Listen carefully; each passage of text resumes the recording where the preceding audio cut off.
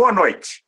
O primeiro escalão recebe, nessa noite, o cirurgião vascular, Dr. Fábio Rossi. Dr. Fábio Rossi é vice-presidente da Sociedade Brasileira de Angiologia e Cirurgia Vascular da Regional de São Paulo e presidente também do Instituto de Excelência em Doenças Venosas. Para participar do programa comigo, com o Dr. Fábio Rossi, eu convidei a jornalista Elizabeth Dutra, apresentadora do programa Visão e Poder, da Record News. Elizabeth tem muita experiência, é uma comunicadora tarimbada. Obrigado, Elizabeth, por atender o meu convite. Obrigado, doutor Fábio, por atender o nosso convite. Doutor Fábio, eu gostaria de começar o programa fazendo uma entrevista que eu considero capital. Nós estamos vivendo hoje uma pandemia que deixa o mundo de joelhos. Há uma preocupação não só mundial, como também do Brasil. A situação no Brasil é terrível, já ultrapassamos mais de 500 mil óbitos, 500 mil de mortos nessa pandemia. Eu queria começar a perguntar para o senhor o seguinte: qual é a relação que existe? O senhor é um especialista na área vascular, qual é a relação que existe entre a Covid-19, o risco de trombose e contextualizar essa relação, esse binômio, Covid-19 e trombose com vacinação. Queria que o senhor começasse falando sobre esse binômio, associando, cotejando com a vacina. Muito obrigado, doutor Fábio. Bom, inicialmente, muito obrigado, Caetano, pela oportunidade, pelo convite de participar do seu programa, que é tão tradicional agora na versão online, Caetano? E também gostaria de agradecer... Estamos começando a Zoom. Eu que agradeço, doutor Fábio, pela oportunidade de estar aqui com vocês. Obrigada, Caetano. Então, Caetano... Obrigado, eu que agradeço a ambos. Essa sua pergunta é super importante, Caetano? Porque realmente é uma situação que nós estamos passando que ninguém imaginava que ia chegar a esse ponto, de a gente ter 500 mil mortes hoje no nosso país, e isso é um fenômeno, como você falou, citou, mundial, que está afetando, independente da situação econômica, da região, é uma pandemia realmente. E, como você bem disse, essa pandemia, ela, desde o começo, nós percebemos que ela tem uma relação muito grande com a trombose. E como o cirurgião vascular é uma especialidade que sempre teve muito envolvido com trombose e coagulação sanguínea, porque a gente tem que abordar os vasos sanguíneos e, para a gente fazer nossos procedimentos, muitas vezes a gente usa anticoagulante para evitar a trombose e também a gente trata as consequências da trombose. Então, como essa doença, o principal problema em relação à trombose e Covid é que o SARS-CoV-2 vírus, ele provoca uma reação inflamatória um pouco além do normal, meio desordenada, principalmente alguns pacientes que têm alguns fatores de risco. Então, tipo, obesos, hipertensos, diabéticos, que já são doenças... São comorbidades. Isso, essas comorbidades, elas já causam uma inflamação crônica. Então, associada a um vírus que causa ainda mais inflamação, então esses pacientes têm mais isso.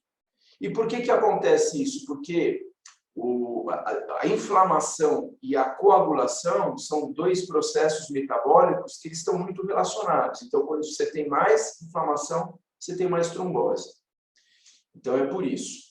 Em relação à vacinação, que todos têm realmente ficado bastante preocupados em relação ao risco de trombose, no início da vacinação, como tem muita gente sendo vacinada durante um curto espaço de tempo, realmente tiveram alguns casos de trombose em pacientes que foram vacinados, que na realidade ainda não está muito bem definido que realmente essas tromboses ocorreram por causa da vacina, isso está sendo investigado, mas de toda forma causou um alerta na população, né, e um alerta infundado, né? Na realidade, a vacina ela vai te proteger da doença que ela, sim, tem um risco muito grande de trombose.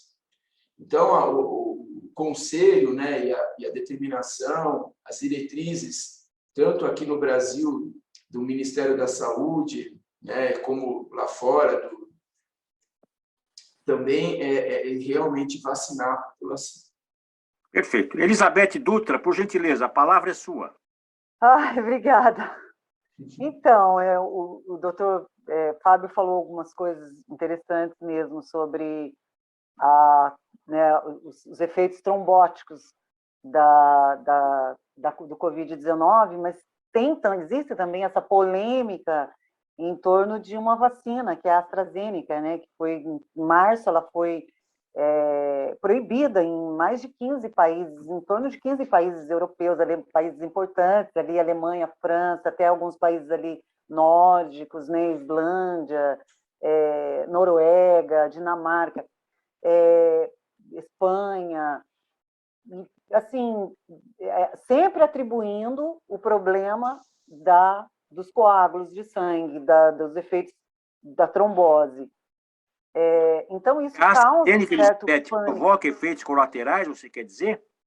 Então, isso que eu quero perguntar para o doutor Fábio, assim, sobre essa polêmica que há em torno dessa vacina AstraZeneca, que depois os países, acho que se conscientizaram, os cientistas voltaram atrás, que a vacina realmente é segura, eficaz. Gostaria que o doutor Fábio falasse um pouco sobre a AstraZeneca, que é uma vacina que ela está sendo amplamente utilizada no Brasil. E muitas pessoas temem, né, porque ficam com esse estigma que foi colocado no início, a gente não sabe até que ponto isso é real, isso é verdadeiro, se causa realmente algum efeito trombótico, se acontece isso realmente. Doutor Fábio, ninguém melhor do que você para esclarecer isso para a gente, por favor. Então, Elizabeth, tem muito a ver com aquilo que eu comentei, né? Que assim, uma grande parte da população foi vacinada muito rápido, num curto espaço de tempo. Esse é um fator, e a AstraZeneca foi a principal vacina usada nesses países que você citou, na Europa, né? Nesse período, quando foi publicado esse alerta. E também nós temos que considerar que a vacina ela foi fabricada em tempo recorde, né? Isso, para a gente produzir uma vacina, a vacina do H1N1, né, que foi a anterior, demoraram 4 anos. Então, todos os processos eles foram acelerados, isso gera uma insegurança. A partir do momento que você tem, no mesmo período, um espaço curto de tempo, né, vários pacientes sendo reportados que tiveram trombose e que tomaram vacina, isso causou um alerta geral, e realmente a comunidade científica, né, alguns países, como você citou, acabaram interrompendo a vacinação por um curto espaço de período de tempo. Foram poucos casos reportados, né, nessa época, quando houve toda essa polêmica, se eu não me engano, foram 5, 6 casos reportados, principalmente de trombose do seio venoso, intracerebral, né, em mulheres, e que, aparentemente, o que se observou é que era um fenômeno semelhante a um processo alérgico, né, uma reação autoimune que causava uma trombocitopenia e trombose. Mas, de lá para cá, né, eu acho que assim, foram muito poucos outros casos reportados, e hoje a recomendação realmente é vacinar. As vacinas, surpreendentemente, até são super seguras, né? Elas salvam muito mais. Medicina é sempre aquela história, né? Não é uma ciência matemática, é uma arte. Sempre você tem que pesar risco-benefício.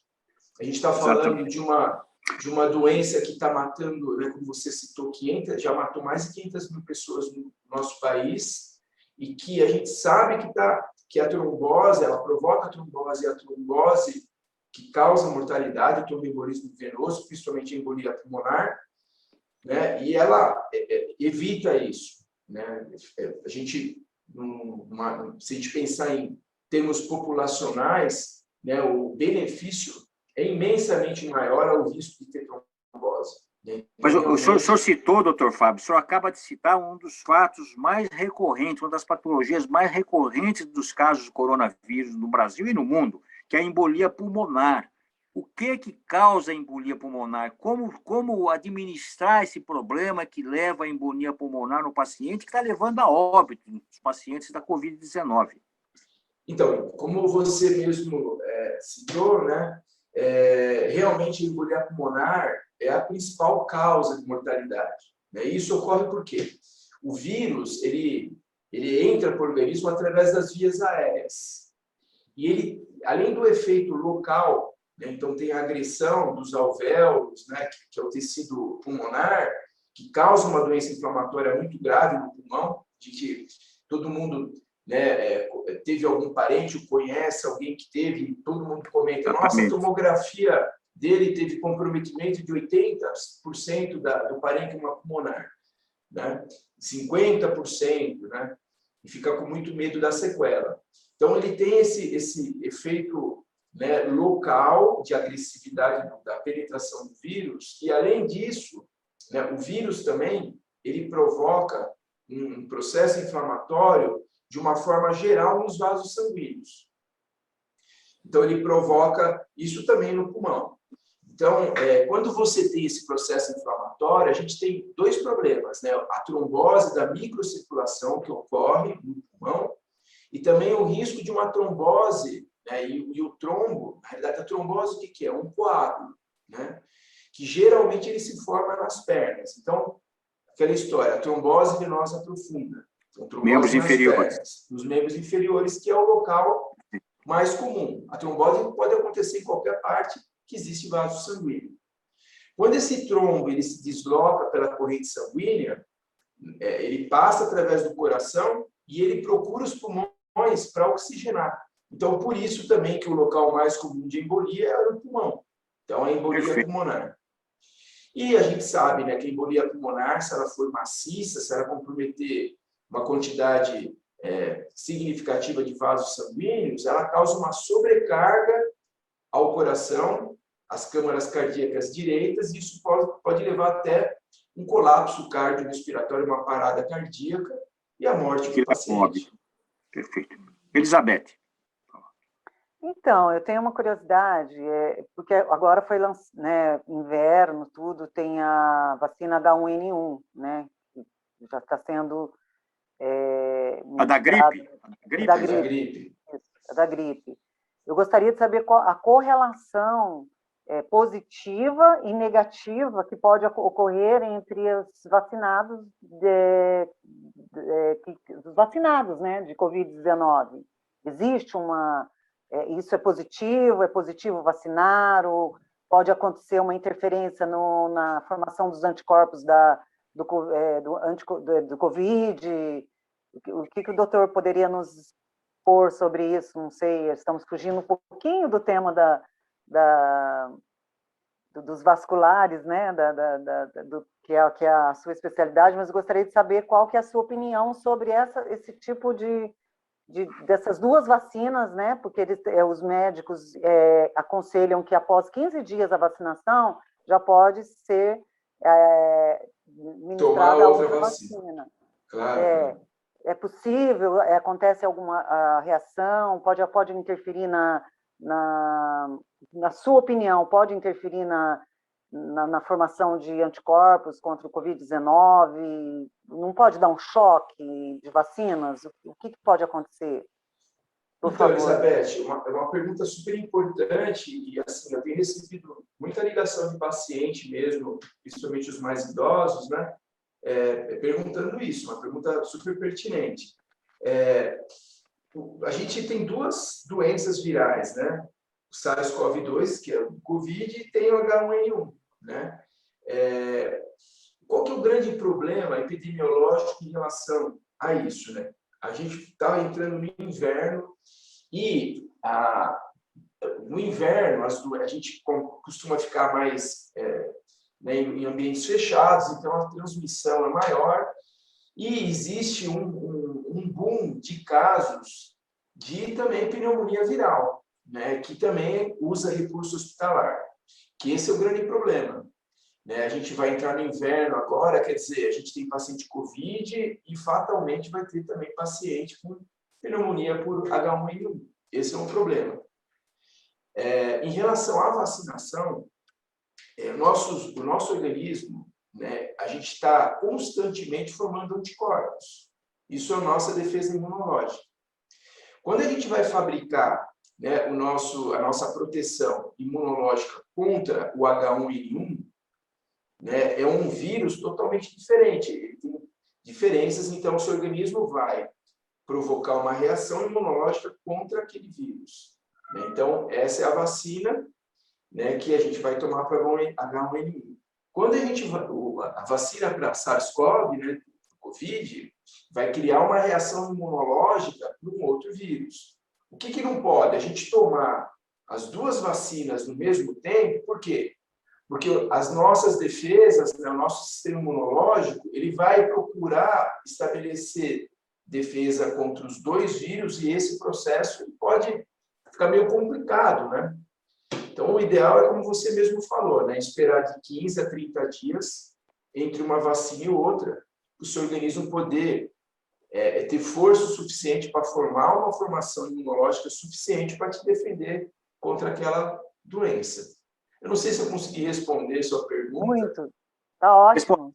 Respondeu. Muito Doutor bem. Fábio, antes de entrar num tópico mandatório na sua área, que é o tema das varizes, que preocupa muito a mulher, sobretudo, eu queria fazer uma pergunta um pouco didática para o senhor. Está sem Ancorado áudio. na especialidade médica, que é a cirurgia vascular. Se cortou, Sendo Caetano. bem didático, o que é cirurgia vascular, quando ela é necessária? E dentro dessa pergunta didática, o que é cirurgia vascular e quando ela é necessária, eu gostaria de lhe perguntar o seguinte, que o senhor falasse um pouco sobre o sistema circulatório. Qual é a importância de um sistema circulatório rígido na saúde humana? Tá, assim, é um assunto super vasto, né? Vou tentar ser o mais breve e mais didático possível. Perfeito.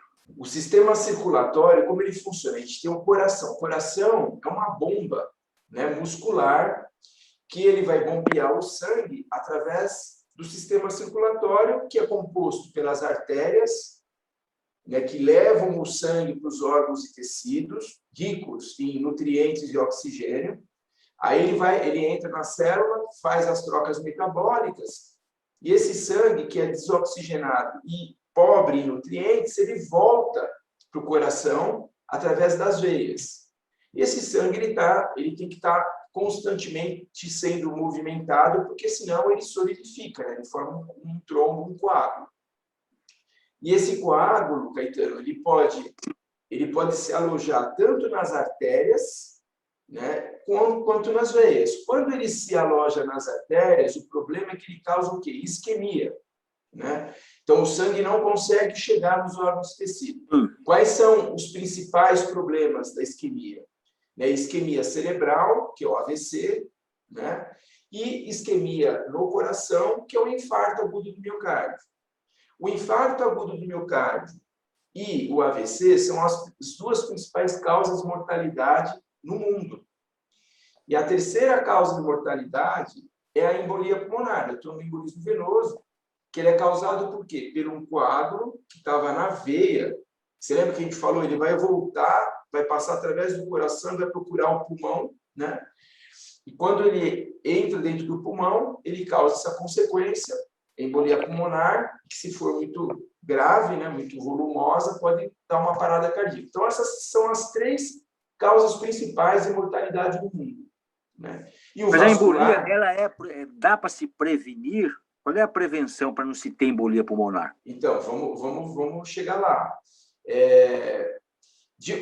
No sistema arterial, Caetano, né? Então a gente está falando de artérias, né? O principal problema é a aterosclerose, que todo mundo sabe. Né? A aterosclerose são placas de gordura que vão se acumulando nessas artérias. Né? Aí tem a ver com o quê? Tem a ver com genética, tabagismo, diabetes, obesidade. colesterol, sedentarismo. Tudo isso aí são fatores de risco para a produção dessas placas, né, que vão interrompendo o fluxo sanguíneo. Às vezes, essas placas também elas podem se soltar e migrar pelas artérias, causar embolia também, mas aí ela vai parar na microcirculação dos órgãos, né? Então, como eu falei, então, se for no cérebro, AVC, e se for no coração, infarto agudo do miocárdio.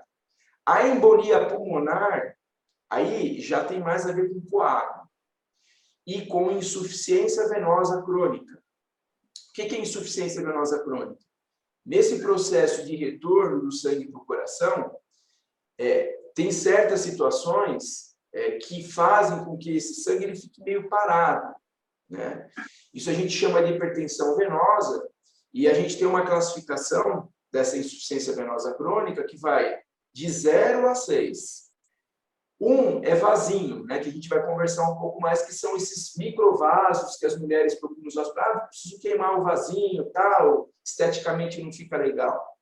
A 2 é varizes, que é uma das principais cirurgias feitas também no mundo, né? E aqui no Brasil, ainda mais, porque como a mulher se expõe muito ao sol, né? Praia, né? Esporte, ao ar livre e tal, a mulher tem mais preocupação estética em relação às varizes. Então, o cirurgião vascular brasileiro, ele é reconhecido no mundo inteiro como um bom cirurgião de varizes, principalmente nos termos estéticos. O Brasil é líder mundial em flebo estética, né? Então, a gente pode conversar bastante sobre isso. Sim. Aí, tirando de varizes, né? Então, classificação 3 é inchaço nas pernas, edema, né? Então, aquela perna inchada, dolorida, cansada, né? Já é uma fase mais avançada. Tipo 4 é quando a gente já começa a ter escurecimento da pele. 5, quando a gente já teve a fase 6, que é a úlcera varicosa, né? Que todo mundo também conhece alguém que já teve, né? Úlcera varicosa, que 1% da população mundial acaba desenvolvendo, né? 1%, você imagina. E 5 é quando ela cicatrizou. É muito complexo tudo isso. A gente pode ficar aqui o dia inteiro conversando, vai ter coisa para conversar. Elizabeth, a palavra é sua. Então, é interessantíssimo esse diálogo, esse bate-papo. Doutor Fábio, o que pode... qual o seu conselho assim, para um tipo de prevenção, para que as nossas veias sejam saudáveis? O que você nos aconselha? O que você aconselha o público, o telespectador que está nos assistindo, para que tenham veias saudáveis e fortes? Bom, a primeira recomendação, que é até uma brincadeira, a gente fala, né, é você nascer de uma família que não tem varizes, é a genética, né? A genética é um fator super importante no desenvolvimento de vasinhos e varizes, né? Se você tem uma família que geneticamente não tem, muito dificilmente você vai ter, né? O problema é que a gente tem que falar de pai e de mãe, né? Sempre uma das famílias tem. E como ela não é dominante, então você acaba herdando essa genética. Em relação ao que a gente pode fazer para prevenir, né? Então, procurar fazer atividade física, ter uma vida saudável, né? Obesidade é um fator importante, né, para o desenvolvimento de vasinhos e varizes. Outra coisa também, a carga hormonal. Então, o hormônio, principalmente o estrógeno, né, que hoje cada vez mais as meninas começam a tomar anticoncepcional mais cedo, né, o estrógeno é um importante fator produtor, né, é um vasodilatador, então ele causa, para quem tem essa predisposição, a formação desses vasos. A pílula anticoncepcional, ela pode ser um fator causador. Sim, pode, de vasinhos e telangiectasia, né? Vasinho a gente chama de telangiectasia, e varizes. A pílula, né? Principalmente a pílula que tem bastante estrógeno, ela provoca assim, um aparecimento. Aí tem a gravidez também, que é um outro fator importante, né? Quem tem mais filhos, a predisposição é maior. Por quê? Porque durante a gravidez existe também uma carga hormonal, né, muito maior do que fora da gravidez. Então, quem tem muita gravidez também forma mais vasos e varizes. o uso de salto alto, né? Quem gosta, né, de usar salto alto todos os Alto, dias. Elizabeth Dutra, olha o salto alto. É A Elizabeth difícil é muito viver sem o sol. A Elizabeth Dutra, além de ser uma colega, uma jornalista tarimbada, experiente, é uma amiga pessoal que eu respeito muito. E a Elizabeth é muito previdente com a saúde. Inclusive, o senhor falou num fator muito importante aí nas causas de problemas circulatórios, tomar sol. A Elizabeth não toma sol, por exemplo, doutor Fábio. Não gosta de tomar sol? Não, é que eu sou proibida pelo meu dermatologista. Você ouviu? Eu tomo vitamina D industrializada tomo algumas fórmulas, assim, sabe? Entendi. E eu procuro, assim, me cuidar, né? Porque eu vejo amigas da minha idade que elas perderam o colágeno da pele. Sim. E o colágeno da pele é um problema. Por exemplo, eu faço fotona 4D, todo de 2 em 2 anos. Eu procuro me cuidar, mas eu vejo, assim, por exemplo, o meu corpo é diferente, por exemplo, das minhas amigas que tomam sol. Minha pele é firme. Eu vejo que a pele delas tem um problema de flacidez, a pele, eu não estou falando do músculo, né? Que eu também treino todos os dias, procuro ter uma vida bastante saudável, alimentação saudável, treino todos os dias. Então, assim, eu tenho medo um pouco disso, do sol, né? Mas eu acho que até é um pouco excessivo esse meu receio do sol. Não que eu não goste de sol, eu já tive casa na praia, barco, jet ski, essas coisas, já dei umas extrapoladas. Mas aí parei um pouco, sabe? Sei. Mas o importante é que você tenha uma vida saudável, faz bastante exercício, né? Isso é excelente para a circulação, né? Tanto arterial quanto venosa, né? O exercício físico é importantíssimo para a saúde vascular, né? Doutor Fábio, quais são as doenças vasculares mais recorrentes hoje, especificamente, nesses tempos modernos, que as pessoas não cuidam da alimentação, não fazem exercício físico, etc.? É uma pergunta super importante, né? Por quê? Porque se a gente pensar em nível populacional, e é uma outra epidemia, né, que é da diabetes, né? A diabetes tem a ver com a obesidade, com o sedentarismo, quer dizer, quem é obeso, quem é sedentário tem mais risco de ter diabetes. E a diabetes é um importante fator de risco para a aterosclerose e para a trombose arterial e para a perda de membro, né? Estou falando de amputação. Então, realmente,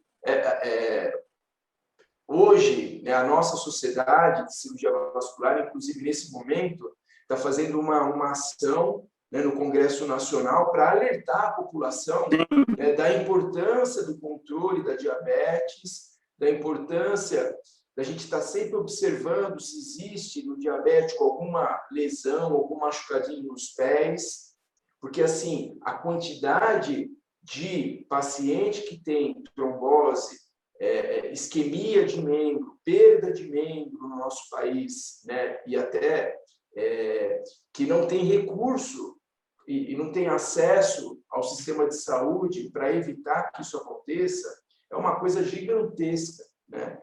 E que a gente precisa alertar a população dos riscos e também como que é feito o tratamento. Perfeito. Essa é uma das doenças. A outra doença, desculpa Elizabeth, só complementando, a outra doença também que é muito prevalente, né, é AVC, né, obstrução. O vascular cuida da obstrução da carótida. Ela não é a única causa do AVC, a gente tem arritmia cardíaca também, né? Quando a arritmia solta um trombo que está dentro do coração, por arritmia, forma um coágulo e ele solta, ele pode ir para o cérebro também, que é uma outra causa de AVC. Então, além disso, também uma outra doença bastante prevalente é o aneurisma, né? O aneurisma tanto do tórax quanto do abdômen, que também tem a ver com a aterosclerose, que é o vascular que cuida também. Essas são as doenças principais arteriais e, do lado venoso, o tromboembolismo venoso, que é a trombose venosa, e a embolia pulmonar. Essas são as principais doenças. O que eu gostaria de perguntar, assim, existe alguma forma da gente ter algum sintoma, porque, por exemplo, algumas veias, óbvio que elas são ali expostas, mas existe alguma sensação, algum sintoma que a pessoa possa sentir que ela possa estar desenvolvendo algum tipo de embolia, alguma trombose, alguma disfunção sanguínea? Sim. Então, vamos lá. Novamente, vamos distribuir, né, entre artérias e veias. A trombose arterial, quais são os principais fatores, né? Uma pergunta super importante, como que a gente pode perceber se a gente pode estar tendo ou pode ter, né? O AVC, geralmente, o que acontece é que você pode ter um episódio menor, então, de repente, um esquecimento brusco, uma falta de movimentação de um dos membros, mesmo que seja que não seja muito significativa, né? Isso a gente tem que pensar principalmente quem é hipertenso, quem é diabético, quem tem problema de colesterol e tem predisposição familiar. Então, nessas situações, vale a pena procurar o cirurgião vascular. Por quê? Porque a gente tem um método hoje super não invasivo, que é o ultrassom, né, que você passa um aparelhinho aqui no pescoço onde está a carótida e você vê a característica dessa placa de colesterol. Isso tem que ser feito principalmente em quem? Quem tem mais de 65 anos e esses fatores de risco que eu falei para vocês agora. O aneurisma, esse que é um problema. O aneurisma, geralmente, ele é silencioso. Você não sente dor, né? Você não percebe. A maior deles é no abdômen, ele fica lá perto da coluna, então ele vai crescendo e a gente não consegue ter sintoma nenhum. Por isso que é importante, a partir de uma certa idade também, se você tiver fatores de risco, que a gente acabou de comentar, né, você procurar o vascular, também faz um ultrassom, que chama screening, um método de screening, que a gente vai ver se existe essa dilatação ou não, e se existe a necessidade de você acompanhar esse doente. A obstrução arterial das pernas, que a gente chama de doença arterial obstrutiva periférica, o primeiro sinal, geralmente também é assintomático, o primeiro sinal é quando você começa a perceber que quando você caminha, e você caminhava normalmente, a partir de 500 metros, 1000 metros, você começa a sentir uma dor na perna, que a gente chama de claudicação intermitente. Nessa situação também é legal procurar o vascular. Do lado venoso, né, quem tem muita varizes, né, ou muito vazio, né, que também é um fator de risco para trombose, né, também vale a pena procurar o vascular, independente se tem preocupação estética ou não. Né, para evitar, hoje a gente tem alguns tratamentos que ajudam a evitar que essa varizes ela aumente de volume e possa causar problemas mais graves no futuro. Né? Embolia pulmonar, pois não, só complementando, a embolia pulmonar, qual que é o sintoma? Quando você tem um inchaço na perna, né, ou dor na perna repentina, você nunca teve nada, foi fazer uma viagem de avião, né, ou ficou muitas horas de pé, né, ou fuma e usa anticoncepcional, né, de repente a perna fica inchada, isso pode ser uma trombose, né, e embolia que pode deslocar o pulmão, e a principal que é tosse, dor torácica, né, às vezes, assim, numa fase mais grave, né, quando você tosse, sai escarro com sangue, né, essas são as principais sinais aí de uma possível embolia pulmonar.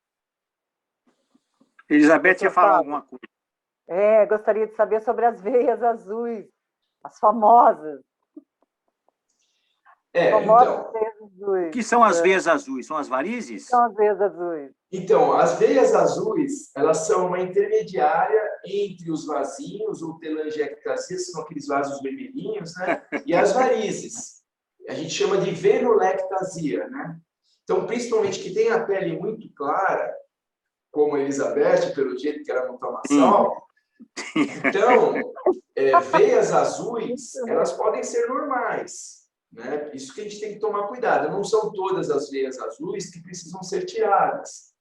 Porque essas veias, elas ficam na subderme, né? Então, quem é muito clarinho, a gente enxerga elas, né? Ou faz muito exercício também, porque o exercício físico, ele causa uma vasodilatação, né?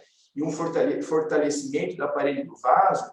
Então, também é comum quem faz muito esporte, né, gosta de se exercitar, de ter as veias aparentes. Então, nem toda veia aparente é veia que deve ser retirada. Então, a gente precisa tomar cuidado com isso, porque hoje existe um exagero, né, Caetano, em relação à estética, né?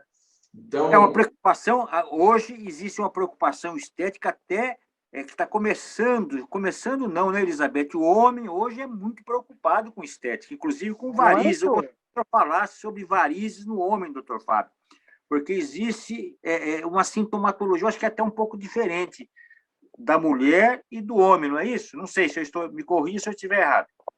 não, assim, na realidade, o homem, a doença é muito mais prevalente na mulher do que no homem, né? Mesmo porque Sim. o homem, o hormônio que tem predomínio é a testosterona, e a mulher o estrógeno.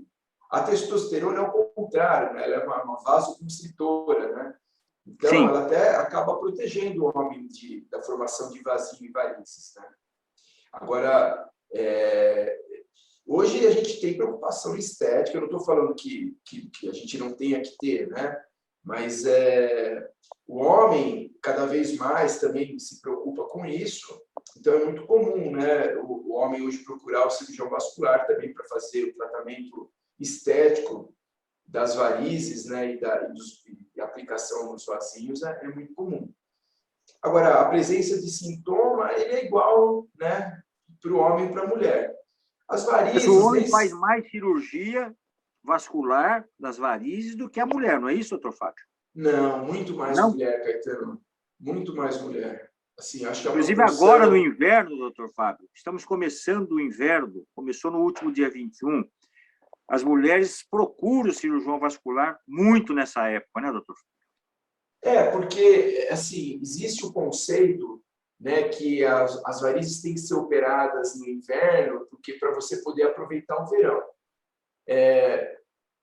Assim, é mais confortável, acho, talvez, operar no inverno, realmente, mas essa preocupação de... Hoje em dia, a gente tem técnicas, né, Caetano, muito mais modernas e que, esteticamente, elas apresentam um resultado até melhor, né? Técnicas menos invasivas, né? Por exemplo, cirurgia hoje de varizes, ela pode ser feita por termoablação, né? Que é laser, radiofrequência, você não tira mais ela, né? O que acontece é que, na técnica convencional, quando você retira a safena quando ela está insuficiente, e ela é a principal causadora das varizes tributárias, né? Só para assim, o pessoal que não é leigo entender, nem sempre a safena ela precisa ser retirada e nem sempre ela é visível, né? O que a gente vê muito, as varizes que a gente vê mais, né, elas são as varizes tributárias à veia safena insuficiente, né? E a safena, quando ela é insuficiente, na técnica convencional, a gente passa uma haste metálica através da sua luz e a gente puxa ela, a gente retira ela. E essas tributárias, a gente não liga uma por uma, então fica um pouco mais de hematoma. Isso causa um pouco mais de desconforto, né? E realmente, quando você tem um hematoma, tem que se evitar a exposição ao sol. Mas hoje a gente tem técnicas que não são invasivas, menos invasivas e que também você não precisa se abster tanto tempo da exposição ao sol. Perfeito. Elizabeth. Eu tenho aqui, abrindo aspas, eu tenho duas perguntas de duas internautas. De Ribeirão do Pinhal, né, onde eu estou aqui na minha cidade natal, e elas gostariam de saber alguma coisa aqui do Dr. Fábio. Uma delas é a Maria Aparecida, né, um beijo para você, Maria Aparecida, é a Cidinha da nossa cidade. Ela pergunta assim, uma pessoa, ela já operou 2 vezes, Dr. Fábio, as varizes. Então ela pergunta assim, uma pessoa que tem problema circulatório como ela, que já operou 2 vezes as varizes, quais os riscos que ela tem, que ela corre a mais com relação a uma pessoa saudável, comum, assim, que não tem problema circulatório? Circulatório. Assim, não é muito comum ter que operar 2 vezes de varizes, né? Mas isso tem uma série de fatores envolvidos nisso, e também a gente pode até, se vocês acharem pertinente, se prorrogar nesse assunto. Mas, assim, objetivamente respondendo a ela tem 2 fatores principais, né? Primeiro, se ela já operou 2 vezes, de operar, tem que operar de novo, né? Porque a doença dela é bem agressiva. Então, eu acho que ela está sendo acompanhada pelo cirurgião vascular, né? O que a gente pode fazer, assim, de uma forma bem também rápida, né? Ela elevar os membros sempre que ela puder, fazer atividade física, dependendo da profissão dela, usar meia elástica, né? Que ninguém gosta muito de usar. Qual meia seria ideal para ela, doutor Fábio? Então, nessa situação, geralmente a gente usa uma meia elástica de média compressão, que é média compressão, de 20 a 30 milímetros de mercúrio, né? É uma meia que ela vai ajudar e a evitar que a doença dela progrida. E aí a gente tem vários tamanhos, né? 3/4, que vai até o joelho, 7/8 e meia calça, né? Que são as meias que a gente recomenda na maioria das situações. Sim. Doutor Fábio, o senhor está falando sobre vários assuntos importantes, muito importantes para o internauta que nos assiste, o telespectador que nos vê. Quem quiser contactá-lo, como a Cidinha, por exemplo, se quiser contactá-lo e conversar com o senhor, quais são os contatos do Dr. Fábio Rossi? Então, a gente tem, você sabe, né, que nós estamos com esse projeto, Instituto Venoso, que é um projeto bem bacana, que tem mais ou menos 1 ano, que é realmente para falar sobre essas doenças, né, doenças venosas, o foco de toda a equipe dos associados, né, esse tratamento de doenças venosas nas suas diferentes fases. Aí, perfeito. O Instituto Venoso está no Instagram, é instituto.venoso, né? Lá você consegue ter todas as informações. Instituto.venoso. Lá a gente tem lives que a gente vai conversa, né, sobre essas doenças. A gente tem também a página na internet, né, que é www.institutovenoso.com.br. Perfeito. Lá tem informação... Pode repetir www.institutovenoso, tudo junto, né, .com.br. Perfeito. Quem quiser acessar, lá tem um monte de informação, um monte de entrevista, um monte de...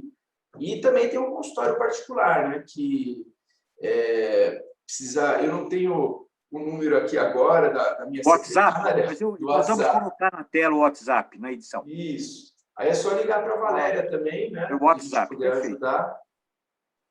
Essas são os principais canais de comunicação. A Elizabeth tinha outra... Caetano, a Elizabeth, acho que tinha uma outra pergunta. Pois não, Elizabeth. Tem outra pergunta de outra amiga de Ribeirão do Pinhal, a Ângela Patrial. Um beijo para você, Ângela, para todos os pinhalenses, né, do meu coração. A Ângela está perguntando, que foge um pouco do tema, né, mas que talvez tenha a ver também, um pouquinho, mas interessante essa pergunta. O que o doutor acha do tratamento precoce, se o doutor Fábio é a favor ou não contra a Covid-19? É uma pergunta polêmica. Nossa, essa pergunta é super polêmica, né? E é difícil responder. Bom, eu vou falar como que eu vejo a minha opinião pessoal, né? A medicina, como eu falei para vocês, não é uma ciência exata, é uma arte, né?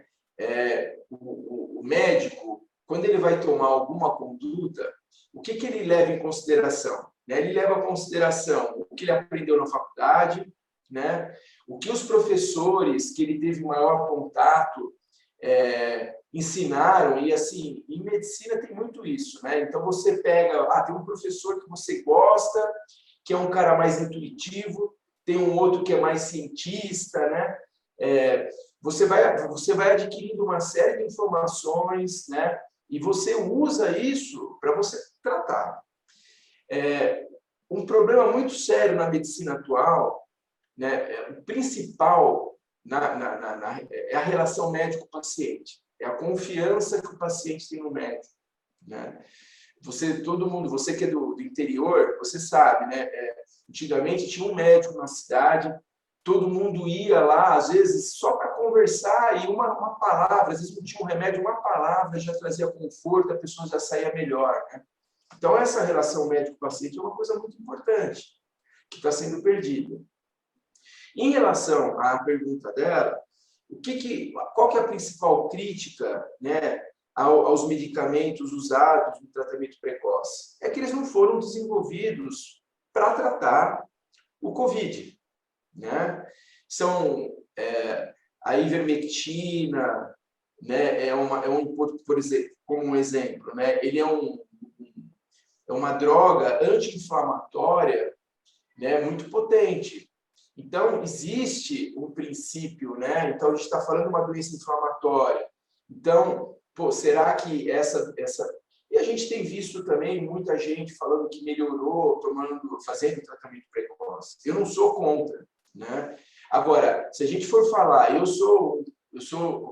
gosto muito de ciência, né? Eu sou um pesquisador, a gente pode conversar um pouquinho sobre as minhas pesquisas, o Caetano sabe disso, né? Eu sou um adepto da medicina baseado em evidência.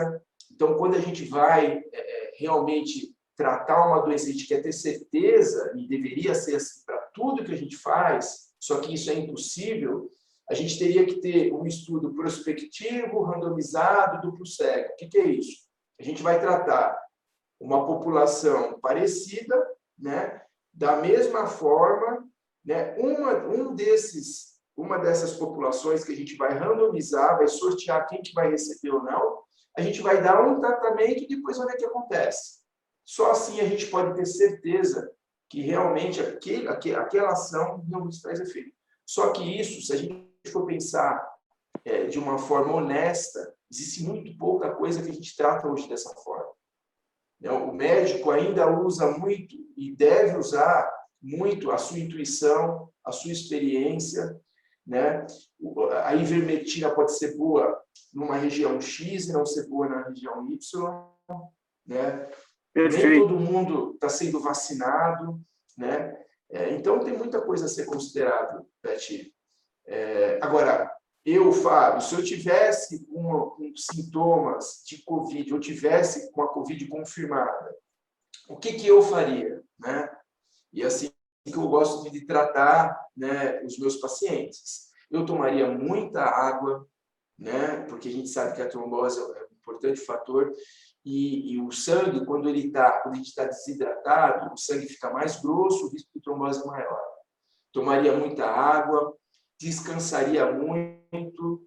Eu sei que você não gosta de tomar sol, mas eu tomaria sol, porque o sol ele é importante para fortalecer nosso sistema imunológico, né? Procuraria não estar no ambiente de estresse. E se começasse a ficar mais sintomático, com febre, essas coisas, aí eu acho que, não sei, eu acho que eu faria tratamento precoce, sim, em mim, e assim, eu faria. E também, na situação mais grave, o paciente que já começa a ficar numa situação de não conseguir levantar da cama e já ter predisposição para trombose, essas coisas, hoje eu uso anticoagulante para prevenir a formação do trombo.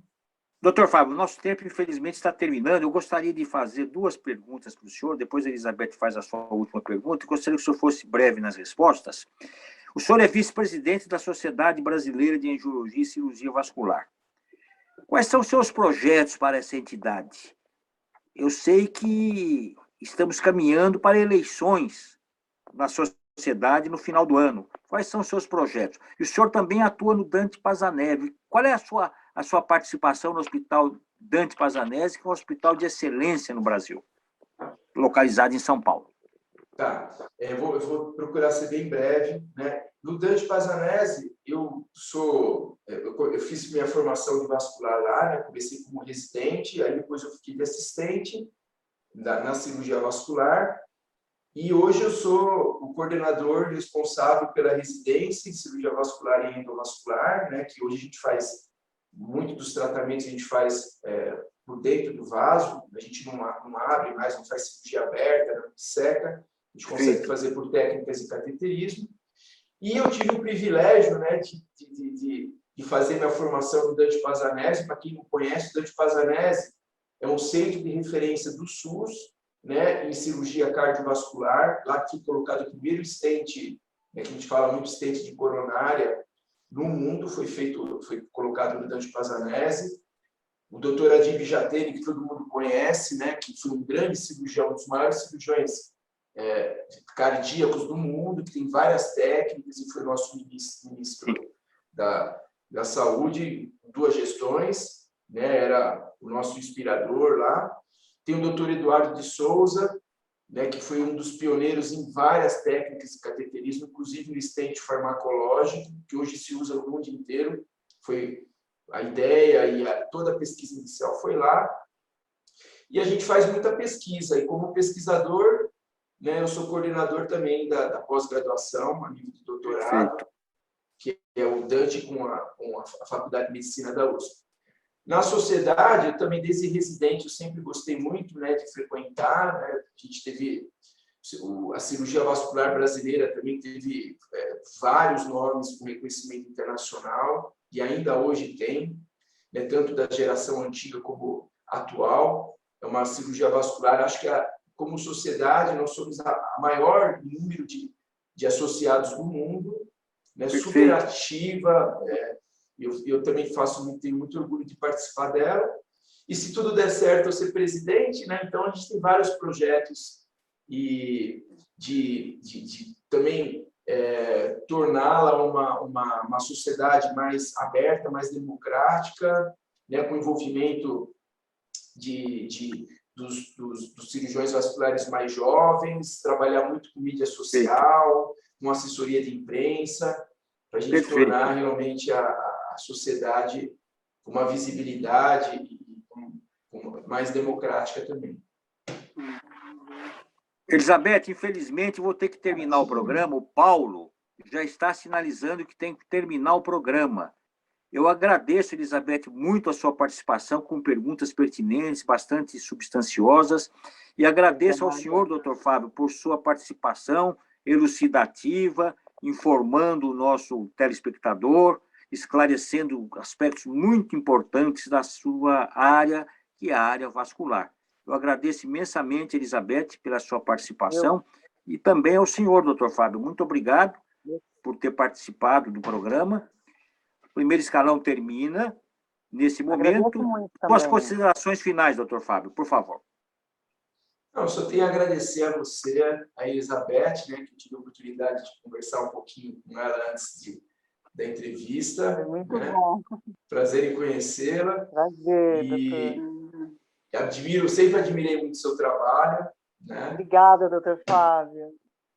E o Caetano, Elizabeth, né, fez um programa maravilhoso na Record News, fez um programa espetacular. Já ela volta ao vídeo, mas ela ainda diz que não pode revelar para onde ela vai. Vamos aguardar. Estamos trabalhando, né? Muito obrigado, doutor Fábio. Muito obrigado, Elizabeth. Primeiro escalão volta na próxima semana, no mesmo horário. Obrigado e boa noite. Até lá.